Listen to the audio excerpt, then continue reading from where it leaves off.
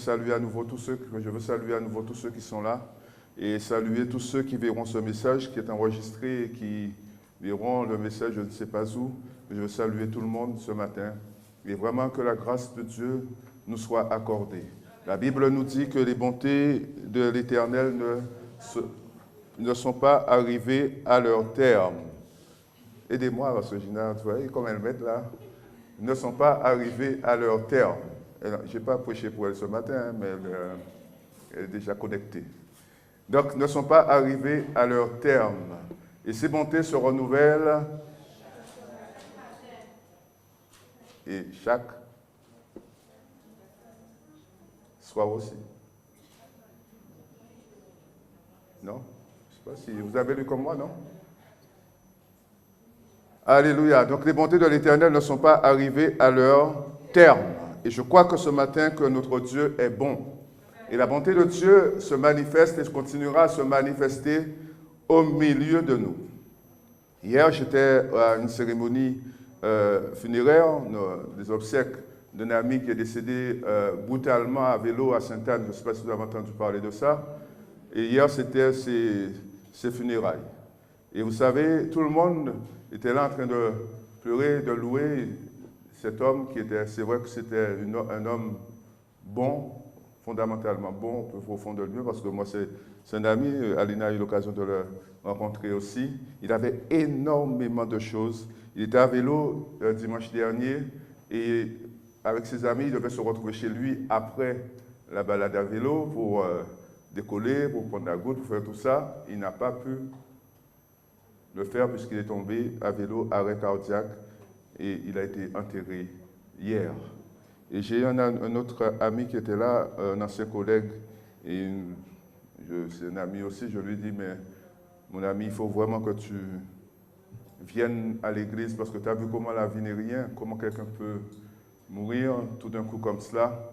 Et il me disait, ouais, mais moi, j'ai un problème avec les affaires de religion là. On dit, on ne peut pas parler de religion. Je te parle de la personne de Jésus-Christ. Un homme qui est venu dans ce monde donner sa vie pour que les hommes soient sauvés. De cela que je parle, je ne parle pas de religion. Alors, je lui ai partagé la vidéo de notre sœur Gustavie. Parce que je sais que nous sommes beaucoup, et beaucoup d'entre nous, nous sommes plutôt avec un penchant nationaliste. Donc, je lui ai envoyé la vidéo de notre sœur Gustavie. Je ne sais pas si vous l'avez déjà vue. Et il m'a envoyé un message ce matin, Ibon. Ibon. Alors, dans Ibon, là, ça, en Haïti, quand vous avez une invitation, puis il vient à l'église.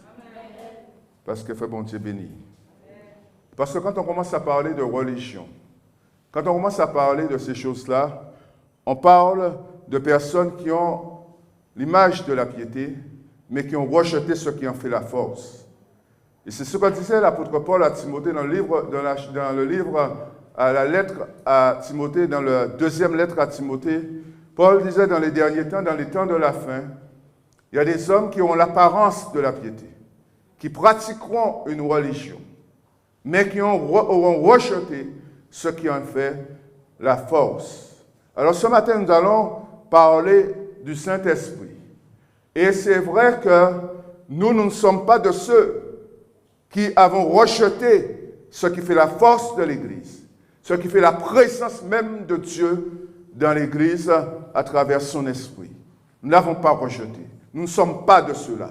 Et c'est pour ça que nous ne devons pas nous qualifier d'être des religieux, mais nous sommes des enfants de Dieu. Nous sommes le peuple que Dieu s'est choisi, un peuple élu, qu'il a mis à part pour rendre témoignage qu'il est le Dieu vivant. Amen. Et ce matin, Dieu est vivant au milieu de nous. Amen. Alléluia. Amen. Jésus, quand il enseignait ses disciples, les réunissait, quand il leur donnait son enseignement, il leur a beaucoup parlé pendant 3 ans de son ministère terrestre. Jésus a parlé à ses disciples, les a enseignés, leur a dit, voilà ce qui va se passer. Comme disait Laura tout à l'heure, il savait que sa mission devait l'emmener à la croix. Et cette mission qui devait l'emmener à la croix, c'était par rapport à chacun de nous ici. Et par rapport à toi, par rapport à nos péchés, pour que nos péchés puissent trouver le pardon, Jésus devait mourir à la croix. Et il a dit à ses disciples, il les a enseignés pendant 3 ans, jusqu'à arriver à ce moment où il devait partir. Et il disait, voilà ce qui va se passer. Je vais être crucifié. Je vais mourir. Mais n'ayez pas peur. Restez calme. Parce que le Père vous enverra en mon nom un autre consolateur.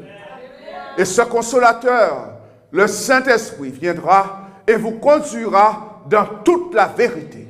Et vous rappellera tout ce que je vous ai enseigné. Et c'est mes bien-aimés, nous n'avons pas rejeté ce qui fait la force de l'Église. Au contraire, l'Église d'aujourd'hui doit se soumettre à ce qui fait la force de l'Église.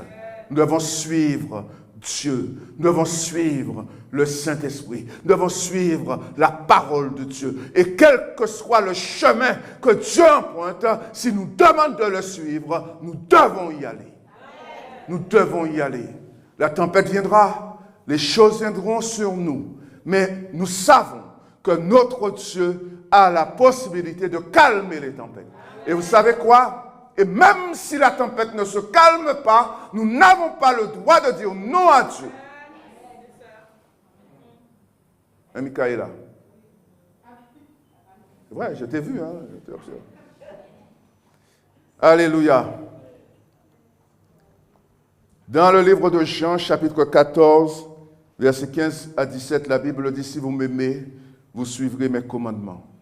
Et moi, je demanderai au Père de vous donner un autre défenseur en justice, un autre consolateur, afin qu'il reste pour toujours avec vous. C'est l'Esprit de vérité, celui que le monde est incapable de recevoir parce qu'il ne le voit pas et ne le connaît pas. Mais quant à vous, vous le connaissez car il demeure auprès de vous, il sera en vous.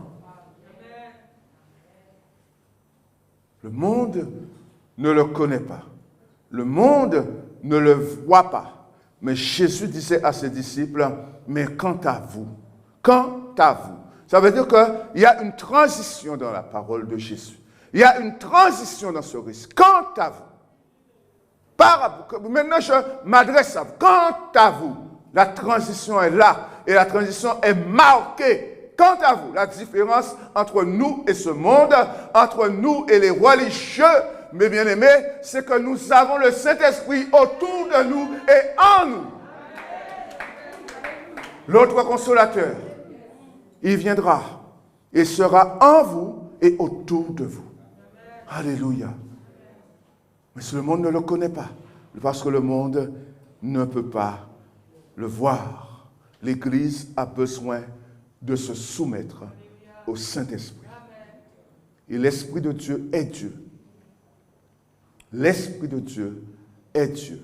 La Bible le présente comme étant une des 3 personnes de la Trinité. Et je dis bien une des 3 personnes de la Trinité, parce qu'à partir du moment où on commence à dire première personne le Père, deuxième personne le Fils, troisième personne le Saint-Esprit, on met une hiérarchie en Dieu. Il n'y a pas de hiérarchie en Dieu. Le Saint-Esprit est Dieu et une des 3 personnes de la Trinité.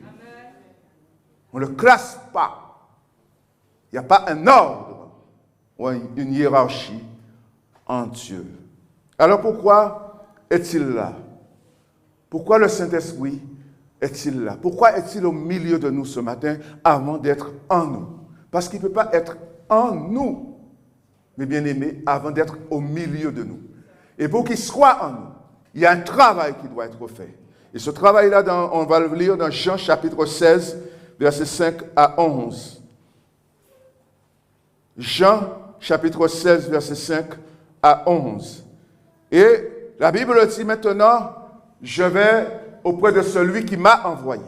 Et aucun de vous ne me demande où je vais.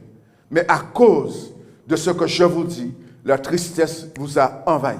Pourtant, c'est la vérité que je vais vous dire. Jésus est en train de s'adresser. Imaginons-nous, tout à l'heure, Laura parlait, elle nous a invités à faire un voyage en nous-mêmes pour considérer Jésus à l'âge de 12 ans 14 ans, 15 ans, 16 ans, 20 ans, avec ses ambitions, avec ses projets, renonçant à ses projets, renonçant à ses ambitions pour suivre son Père, pour suivre la parole de Dieu, jusqu'à donner sa vie à la croix.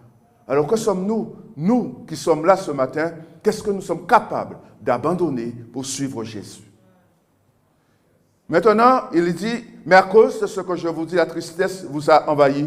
Pourtant, c'est la vérité que je vais vous dire. Je ne vais pas vous mentir. Je ne vais pas vous dire n'importe quoi. Je ne vais pas vous dire des choses qui vont plaire à vos oreilles. Mais je vais vous dire la vérité. La vérité. Il vaut mieux que je m'en aille. En effet, si je ne m'en vais pas, le défenseur en justice ne viendra pas à vous. Mais si je m'en vais, alors je vous l'enverrai. Alors je vous l'enverrai. Et quand il sera venu, il produira la preuve que le monde s'égare au sujet du péché, de ce qui est juste et du jugement. Au sujet du péché, parce que le monde ne croit pas en moi. Au sujet de ce qui est juste, parce que je m'en vais auprès du Père et vous ne me verrez plus. Et au sujet du jugement, parce que le dominateur de ce monde est d'ores et déjà condamné.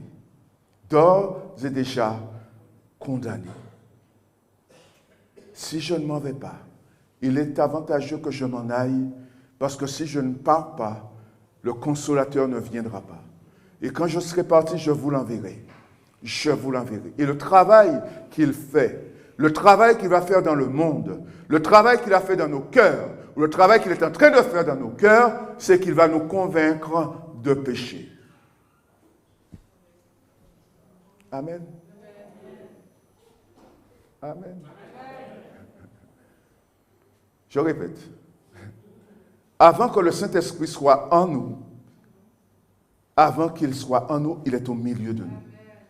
Et le travail qu'il fait, c'est qu'il nous convainc de péché. Non? Mais on va attendre pour Amen. Messieurs, il va nous convaincre de péché. Il va nous convaincre que nous sommes tous pécheurs, comme le dit la parole de Dieu. Et il va nous convaincre, il va nous dire que tes péchés peuvent être pardonnés. Et tes péchés peuvent être pardonnés aujourd'hui, parce que Jésus a donné sa vie. Parce que Jésus n'a pas regardé à ses propres ambitions personnelles, mais Jésus s'est soumis à la direction que le Père lui a donnée. Et il s'est donné à la croix à Golgotha. Tes péchés peuvent être pardonnés.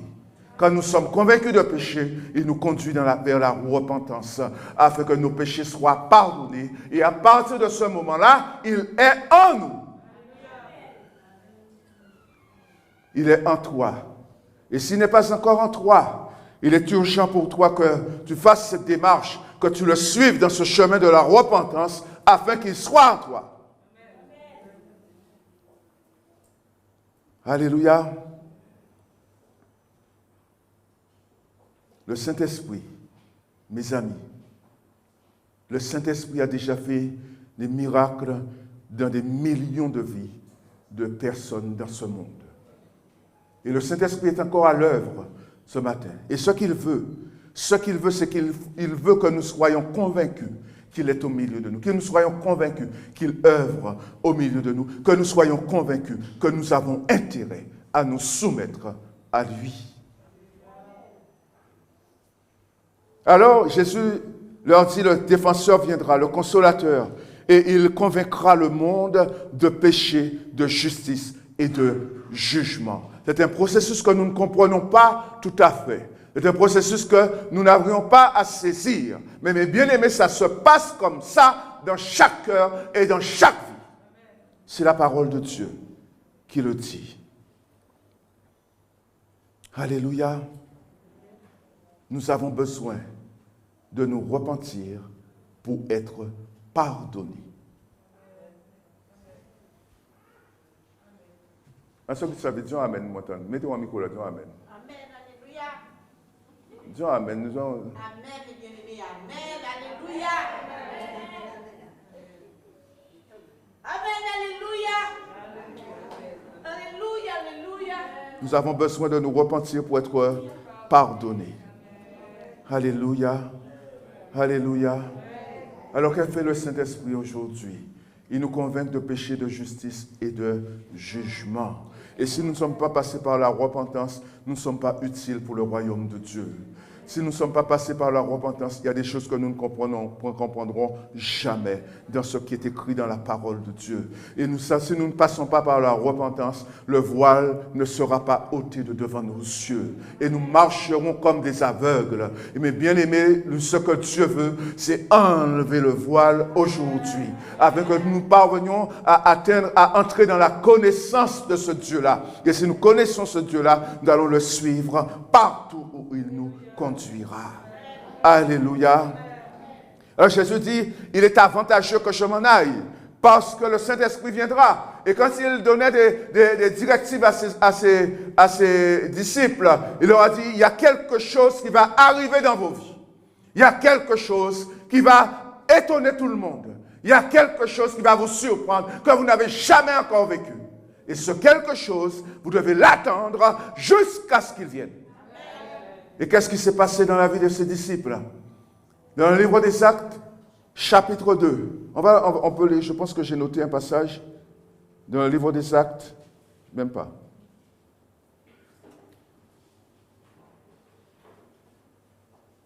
Au chapitre 2, vous aurez l'occasion de le lire. Au chapitre 2 du livre des Actes, et la Bible nous parle de comment le Saint-Esprit est descendu sur les disciples ce jour-là. C'était le jour de la Pentecôte. Et le Saint-Esprit est descendu sur les disciples. Et qu'est-ce qui s'est passé ce jour-là? Ils ont parlé de nouvelles langues. Des langues qu'ils n'avaient pas apprises à l'école. Des langues dont ils n'avaient aucune connaissance. Ils ont commencé à s'exprimer dans de nouvelles langues. Ils étaient complètement agités. Ils étaient complètement agités, ils titubaient, parce qu'ils étaient comme des personnes en transe ce jour-là. Ils titubaient parce que c'est pour ça qu'on a ceux qui étaient là, qui les regardaient, ont cru qu'ils étaient sous. Il était très tôt le matin, mais ils ont cru qu'ils étaient sous. Ils étaient remplis de la puissance de Dieu. Remplis de la puissance de Dieu. Mais bien aimé, tout à l'heure, on disait que le Saint-Esprit convainc de péché, de justice et de jugement. Mais le Saint-Esprit est capable de nous remplir de la puissance de Dieu. Et pourquoi faire? Pour quelle œuvre? Pour quelle œuvre? Parce que Dieu a fait le choix. Ton Dieu a fait le choix de travailler avec toi à la repentance des hommes. Ton Dieu a fait le choix d'utiliser ton témoignage pour toucher le cœur des hommes. Ton Dieu t'a choisi pour que tu sois son témoin, le témoin de sa grâce, pour que les hommes apprennent que Dieu est Dieu. Alléluia. Ses disciples dans la chambre haute ont reçu le baptême du Saint-Esprit. Et ce qui leur était impossible, leur est devenu possible.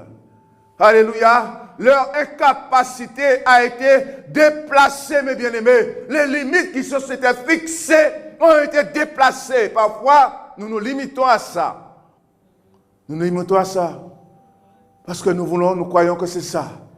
Et quand nous sommes remplis de la puissance de Dieu, quand nous sommes remplis de Dieu, quand nous sommes dans l'obéissance à la parole de Dieu, les limites se déplacent. Les limites se déplacent. Les limites se déplacent. Alléluia. Ce matin, mon frère Didier me dit, je suis bassiste. L'autre jour, je lui ai posé la question, mes bien-aimés. Je lui ai posé la question, est-ce que tu sais jouer au piano? Il m'a dit, je t'apporte sur le piano pour composer, mais je ne suis pas pianiste.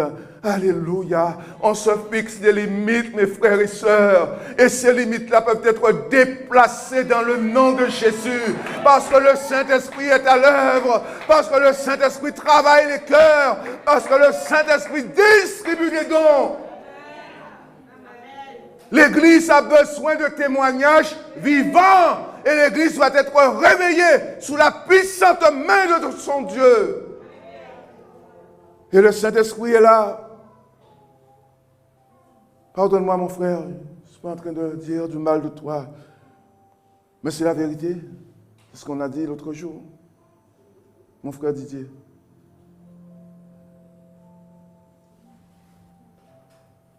Le Saint-Esprit est là. Jésus leur a dit, écoutez, attendez, patientez. Restez là dans la chambre haute. Asseyez-vous, restez là. il y a quelque chose qui va se passer dans vos vies. Le Saint-Esprit va venir dans vos vies et vous comprendrez à ce moment-là quelle est la mission. Vous comprendrez que vous devez être mes témoins à Jérusalem, dans toute la Judée, dans toute la Samarie et jusqu'aux extrémités de la terre. Et c'est pour ça que Dieu va te remplir du Saint-Esprit. Parce que Dieu a besoin de ton témoignage. Dieu a besoin de ton témoignage pour que le Saint-Esprit puisse saisir ton témoignage et convaincre le monde de péché, de justice et de jugement. Alléluia. Alléluia. Dans le livre aux Romains, chapitre 10, verset 14, la Bible dit, mais comment feront-ils appel à lui s'ils n'ont pas cru en lui? Comment feront-ils appel à ton Dieu s'ils ne croient pas en ton Dieu? Romains, chapitre 10, verset 14. Comment feront-ils appel à lui s'ils n'ont pas cru en lui? Et comment croiront-ils en lui s'ils ne l'ont pas entendu? Et comment entendront-ils s'il n'y a personne pour leur annoncer?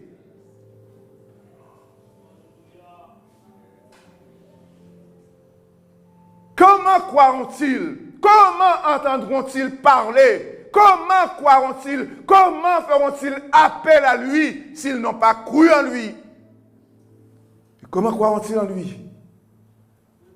Comment croiront-ils en lui s'ils n'ont jamais entendu? Et comment entendront-ils parler s'il n'y a personne qui annonce l'évangile? S'il n'y a personne qui rend témoignage de ce Dieu-là? S'il n'y a personne qui obéit à l'ordre de Dieu?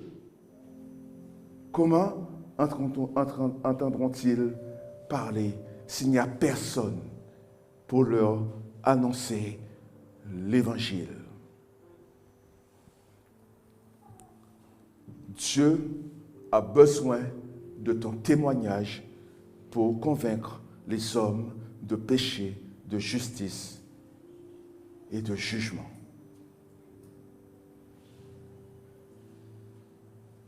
Et le Saint-Esprit veut que tu en sois convaincu ce matin. Si tu sais crier Alléluia ici dans l'église, si tu sais chanter comme on a chanté ce matin, oui à Dieu, plus grand qu'il n'en a nom. Si tu sais faire ça, c'est parce que tu as reçu quelque chose dans ta vie. Tu as reçu quelque chose dont le monde a besoin. Tu as reçu de Dieu quelque chose qui est capable et qui doit transformer la vie de personnes autour de toi. Mes bien-aimés, nous avons reçu de Dieu. Et ce que nous avons reçu, nous n'avons pas le droit de le garder en nous. Nous n'avons pas le droit de le garder en nous.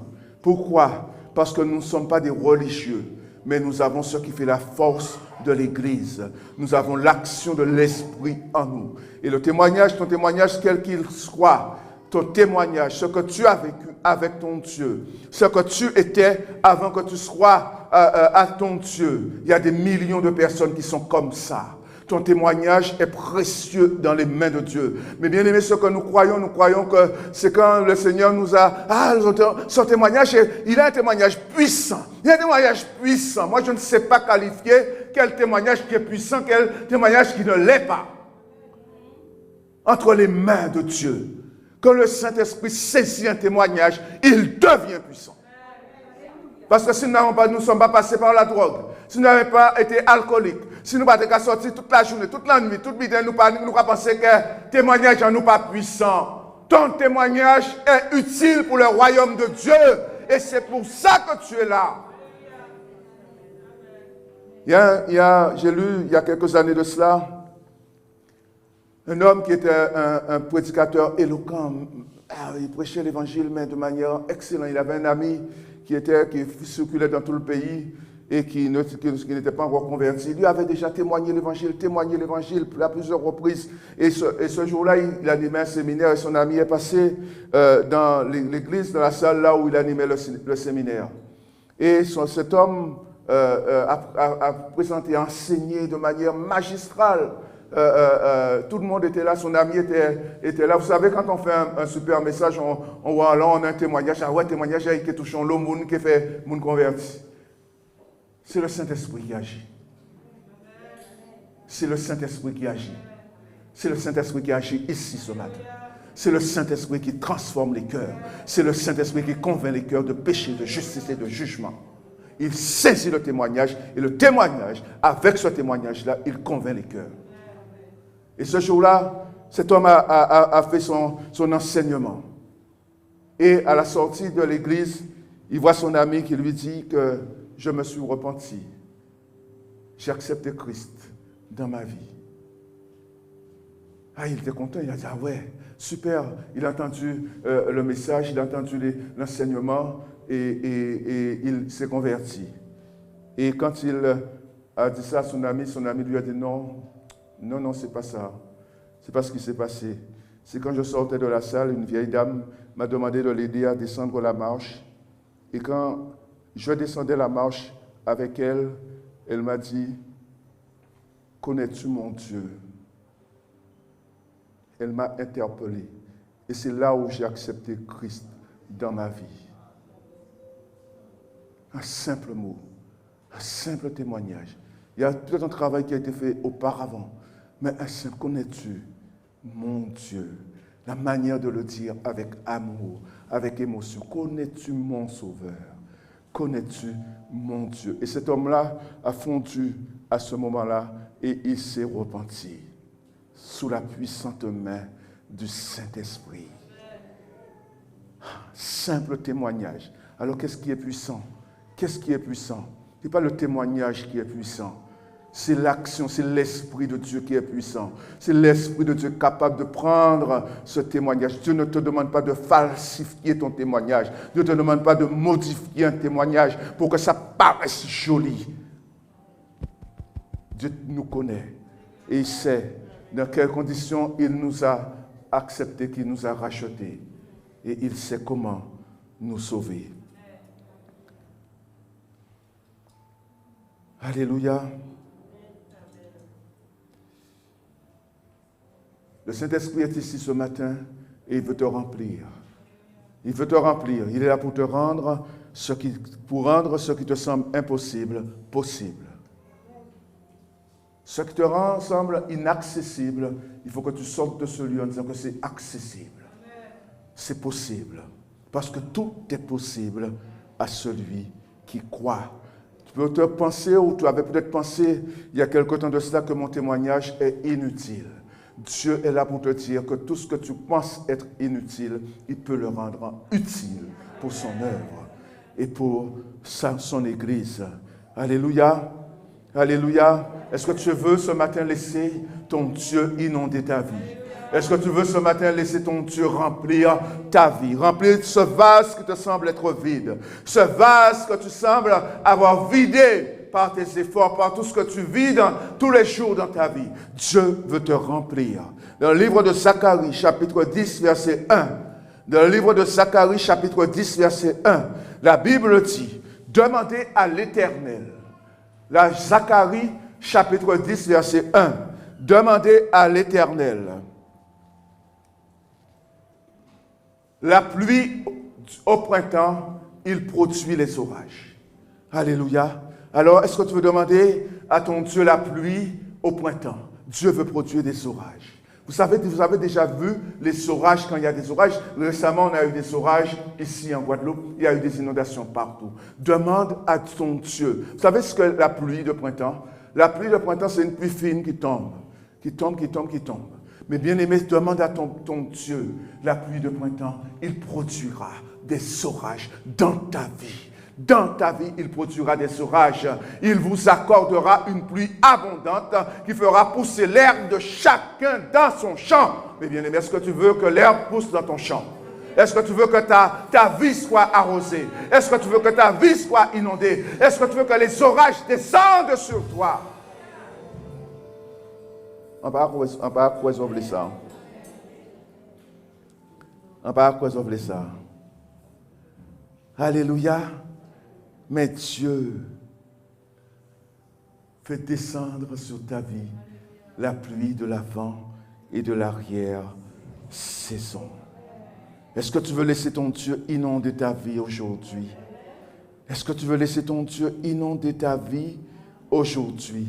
Le Saint-Esprit est là, mes amis, pour nous permettre, dans le cadre de l'évangélisation, dans le cadre du témoignage, le Saint-Esprit est là pour former des disciples de Christ au témoignage, des témoins de Jésus-Christ. Le Saint-Esprit est là également pour l'édification de l'Église. Nous n'avons pas l'abordé ici ce matin, mais nous aborderons ce matin que le volet évangélisation. Dieu veut une armée. Dieu veut une Église vivante. Dieu veut une Église qui respire la vie, qui respire la joie, qui respire la grâce, qui respire la vie de Jésus. Et Dieu cherche en toi cela. Dieu veut faire en toi cela et il veut le faire maintenant et ce matin. Demande-lui la pluie, il produira les orages parce que ton Dieu est un Dieu qui donne en abondance. Ton Dieu remplit en abondance. Alléluia. Alléluia. Comment feront-ils appel à lui s'ils n'entendent pas l'évangile? Mais bien aimé, qui leur parlera? Qui leur parlera? Est-ce que les anges vont descendre? Est-ce que les anges vont descendre?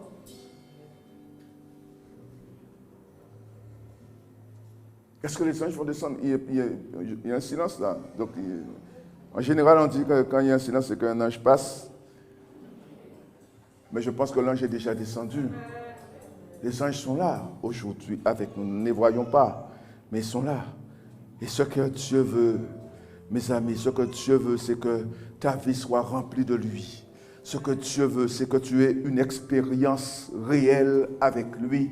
Parce que pour qu'on soit témoin, il faut qu'on ait vécu quelque chose avec ce Dieu-là. Pour qu'on soit témoin, il faut qu'on non seulement qu'on ait vécu, mais qu'on soit en train de vivre quelque chose avec ce Dieu-là. Un témoin, c'est celui qui voit, c'est celui qui entend et celui qui vit la chose. Et ce matin, si tu n'as jamais vécu aucune expérience avec ton Dieu, ce matin, si tu penses que ton Dieu t'a oublié, ce matin, si tu penses que ton Dieu t'a délaissé, ton Dieu est là pour remplir ta vie. Demande-lui la pluie. Est-ce que tu lui as demandé la pluie? Est-ce que tu as demandé la pluie ce matin? Mets ton Dieu au défi. Mets ton Dieu au défi ce matin. Demande-lui la pluie. Il produira les orages dans ta vie. Parce qu'il veut inonder ton être. Parce qu'il veut inonder ton corps. Parce qu'il veut inonder ta vie. Et mes amis, quand Dieu inonde la vie de quelqu'un, on se tourne vers son voisin, on se tourne vers son prochain, on lui dit, Dieu a inondé ma vie. Je veux qu'il inonde ta vie. Alléluia. Alléluia. Alléluia. Alléluia. Est-ce que nous sommes parés pour ça? Est-ce que nous parés pour ça, bon matin-là? Est-ce que nous voulons Dieu inonder vie en nous, bon matin-là? Est-ce que nous voulons Dieu changer vie en nous, bon matin-là? Est-ce que nous voulons Dieu lever nous en sommeil-là? Là, nous y est là, bon matin-là. Il peut faire ça. Il est capable de faire ça. Et il voulait faire ça. Et on peut même dire qu'il a fait ça.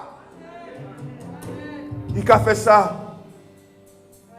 Parce que bon Dieu, c'est bon Dieu. Dieu est Dieu. Dieu est Dieu. Il est tout-puissant. Quand il dit, il fait. Et bien aimé, nous l'avons entendu par la bouche de Laura tout à l'heure. Il y a trop de faux témoins de Jésus. Il y a trop de faux témoins de ceux qui nous essayent d'éloigner Jésus de nous, d'éloigner Jésus des hommes. Il y a beaucoup de faux témoins. Et à l'époque, il y avait déjà des faux témoins. Ils donnaient de faux témoignages sur Jésus. Ils voulaient qu'on le crucifie, ils voulaient qu'on le tue. Alors, il y en a de faux témoignages. Et aujourd'hui encore, il y a des faux témoins. Mais ce que Dieu cherche, de vrais témoins, des personnes véritables, des personnes convaincues, des personnes qui ont vécu quelque chose avec lui. Et tu fais partie de ces personnes-là. Tu fais partie de ces personnes-là. Parce que Dieu t'a choisi. Parce qu'il veut que ton témoignage puisse toucher le cœur des hommes. Et crois-le. Crois-le, parce que cela est possible.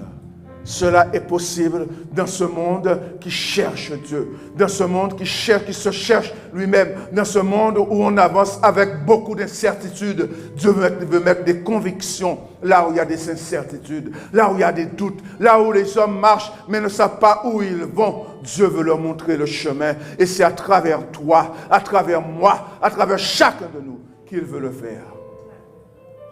Alléluia. Est-ce que tu veux le suivre? Est-ce que tu veux le suivre? Jésus avait dit à ses disciples, restez là, ne bougez pas. Le Saint-Esprit surviendra sur vous et vous serez mes témoins partout dans le monde. Partout dans le monde. Alléluia. Oh, que Dieu soit béni. Alléluia. Que Dieu soit élevé. Est-ce que tu veux élever Dieu dans ta vie? Est-ce que tu veux élever Dieu dans ta vie? Et on va prendre un dernier passage et on va prier. Ésaïe chapitre 32, verset 15 à 17. Ésaïe chapitre 32, verset 15 à 17. Alléluia. Qu'est-ce qu'il est dit dans Ésaïe chapitre 15, verset 32, Ésaïe chapitre 32, verset 15 à 17, qu'est-ce qu'il est dit? Il en sera ainsi jusqu'à l'Esprit soit répandu d'en haut. Il en sera ainsi jusqu'à ce que l'Esprit soit répandu d'en haut. Alors, le désert, laisse-moi le passage, je n'ai pas fini. Et alors, le désert deviendra un verger. Et le verger sera semblable à la forêt. Mes amis, il en sera ainsi. Le droit habitera dans le désert et la justice dans le verger. Pourquoi? Parce que l'Esprit descend. Parce que l'Esprit de Dieu descend. Mes bien-aimés, l'Esprit de Dieu est là ce matin. Est là ce matin. La terre a séché, produira des fruits. Le verger deviendra une forêt, mes bien-aimés. Parce que l'Esprit a été envoyé d'en haut. Oh, que le Seigneur bénisse son Église ce matin. Que le Seigneur bénisse son peuple ce matin. Que le Seigneur répande l'Esprit comme il l'a promis. Que la promesse de Dieu arrive dans ta vie aujourd'hui. Alléluia. Voici ce que dit Dieu dans les derniers temps, dit Dieu. Je répandrai mon esprit sur toute chair. Alors, qu'est-ce qui va se passer à ce moment-là? Qu'est-ce qui va se passer à ce moment-là? Quand l'esprit sera répandu sur toute chair. Alléluia. Alléluia. Alors c'est à ce moment-là qu'il y aura des prophéties, à ce moment-là qu'il y aura des visions, à ce moment-là que l'Église sera édifiée.